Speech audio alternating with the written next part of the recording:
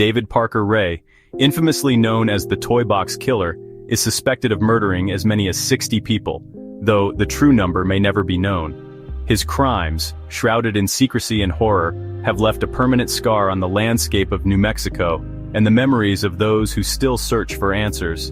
Despite years of investigation and countless hours spent combing the unforgiving terrain, not a single body was ever recovered. The desert, vast and indifferent, swallowed every trace, leaving behind only questions and heartbreak. The desert keeps its secrets well, its silence echoing with the pain of families who never found closure. For investigators, the endless expanse is a constant reminder of the unknown, a place where hope and despair are forever intertwined. Hidden away in this remote wilderness, Ray constructed an elaborate torture chamber inside a nondescript trailer. For years, he operated in the shadows, undetected by neighbors and law enforcement alike, his crimes shielded by the isolation of the desert. He meticulously documented his atrocities, recording audio and video, keeping detailed notes and collecting trophies. With the help of accomplices, he preyed on the vulnerable, those who would not be missed, those whose voices were already faint in society. The absence of victims is a silence that screams, a void in the New Mexico landscape that can never be filled. Each missing person is a story cut short, a life erased without a trace. Ray turned the desert's isolation into his most powerful weapon, ensuring that his victims' screams would be carried away by the wind, never to reach another soul. The vastness of the land became a cloak for his evil, hiding his crimes in plain sight. The story of David Parker Ray is not just about a killer, but about a place that concealed him and systems that failed to see him. The small towns nearby, the overworked police, and the forgotten victims all played a part in this chilling narrative. He was a neighbor, a mechanic, an ordinary man hiding extraordinary cruelty. To those around him he blended in, never raising suspicion, a reminder that evil can wear the most unremarkable faces. The narrative of his crimes is built not on what was found but on what was lost. The evidence is incomplete, the stories fragmented, and the truth forever just out of reach. Only one woman managed to escape, her courage breaking the silence and unlocking the door to the toy box. Her testimony revealed an abyss filled with the ghosts of those who did not escape, and her voice became the only light in a darkness that had consumed so many. The stories of the missing remain swallowed by the dust and silence of the New Mexico desert, their echoes lingering in the wind, waiting for someone to finally hear them. Elephant Butte, New Mexico, a quiet community nestled beside a vast, shimmering reservoir. It's a place where the pace of life slows, where the air is filled with the scent of desert sage and the gentle lapping of water against the shore. For many, it's a sanctuary, a retreat from the chaos of the outside world, a place to find peace and solitude. Among the rows of modest trailers and dusty streets, David Parker Ray blended in seamlessly. He lived in a simple trailer, worked as a mechanic at a local garage, and exchanged casual greetings with neighbors. To anyone passing by, he was just another resident, unremarkable and easily overlooked.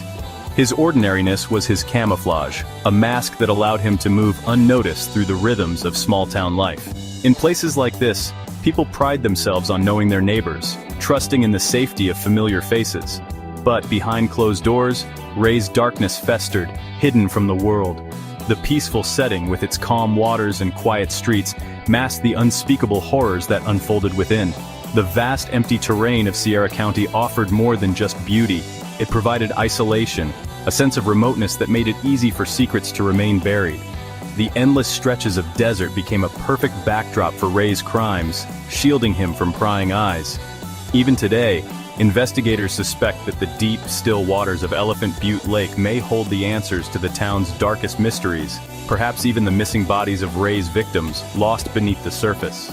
The beauty of the desert became a shroud, its golden sunsets and endless horizons concealing the truth from those who dared not look too closely.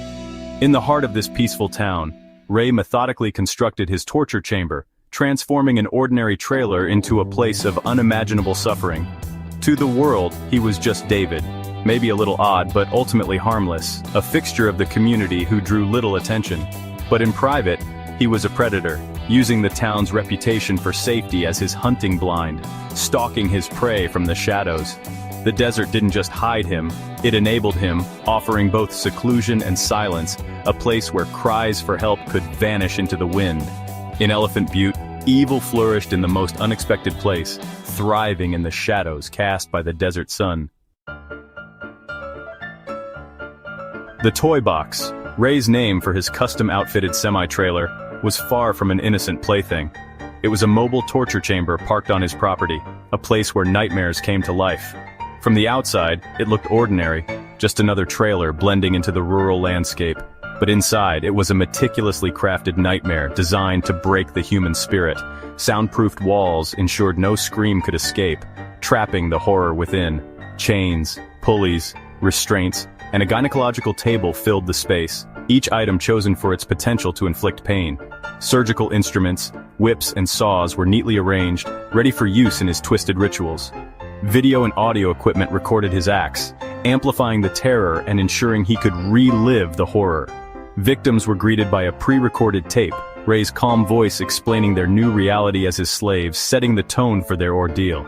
He told them they would not be found, that resistance meant more pain, and that their only hope was obedience.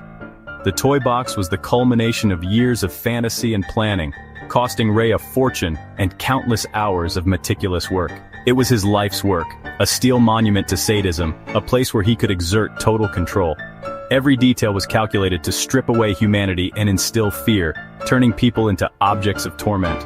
The trailer stood in the New Mexico sun, a silent testament to his depravity, hidden in the vast, empty landscape. It was a world built for suffering, hidden in plain sight, a dark secret masked by an ordinary facade. Ray chose his victims carefully, women who were transient, struggling, or on society's margins. He exploited their isolation, knowing their disappearances might go unnoticed. With accomplices like Cindy Hendy, he cruised towns, luring women with offers of help or posing as law enforcement. Once inside his car or home, the trap snapped shut. Violence, drugs, and abduction followed. Victims awoke in the Toy Box, confronted by Ray's chilling tape. By targeting the vulnerable, Ray operated for years without detection. He exploited society's blind spots, turning them into his hunting ground. He was a master at finding and exploiting the cracks where people disappear. Inside the Toy Box, Ray orchestrated a campaign of physical and psychological torture. Victims were stripped of identity, dehumanized, and called slaves or pets. He used restraints, electrical shocks, and surgical implements, documenting his acts as twisted experiments. Accomplices, including Cindy Hendy and his daughter Glenda, sometimes participated. Ray alternated cruelty with moments of false kindness, deepening confusion and dependency. He told victims no one was looking for them, aiming to extinguish hope. The soundproof trailer amplified their isolation. Most victims never left. According to Hendy, Ray killed them when bored or fearful of discovery. Bodies were dismembered and hidden, buried, dropped in mine shafts, or sunk in Elephant Butte Lake. Their stories ended in darkness, erased by the man who stole their lives. Ray's reign might have continued if not for Cynthia Vigil's courage. In March 1999, Vigil was abducted and endured 3 days of torture. She never lost hope, watching and waiting for a chance to escape. On the third day, Ray left for work, leaving Hendy to guard Vigil. Ray's mistake leaving the key to Vigil's collar within reach. While Hendy was distracted, Vigil unlocked herself. Naked and bruised, she ran for her life, Hendy in pursuit. She reached a nearby home begging for help. Police arrived to find a woman who had escaped a real-life horror. Vigil's escape unraveled Ray's secret world. Her testimony was immediate and detailed, describing her captors and the Toy Box. She became the key witness, the voice for all the silenced victims. Her escape marked the beginning of the end for the Toy Box killer. Cynthia Vigil's account led law enforcement to Ray's property. The Toy Box was exactly as described, a chamber of horrors filled with evidence. Chains, surgical tools, and Ray's journals confirmed the nightmare. Ray and Hendy were arrested, exposing Elephant Butte's darkest secret. The investigation was massive, but no bodies were found. Murder charges relied on circumstantial evidence and accomplice confessions. Cindy Hendy and Ray's daughter Glenda took plea deals, implicating Ray in multiple murders. Despite overwhelming evidence, Ray never faced a murder trial. He pleaded guilty to kidnapping and torture, receiving 224 years in prison. He maintained his innocence regarding murder, taking his secrets to the grave. The true scale of his crimes remains a haunting mystery. The unanswered questions still haunt investigators and families. Ray's crimes depended on a twisted circle of accomplices. Cindy Hendy was an active participant, helping lure and torture victims. Ray's daughter Glenda admitted to helping in at least one abduction. Dennis Roy Yancey, a friend, also participated and testified against Ray.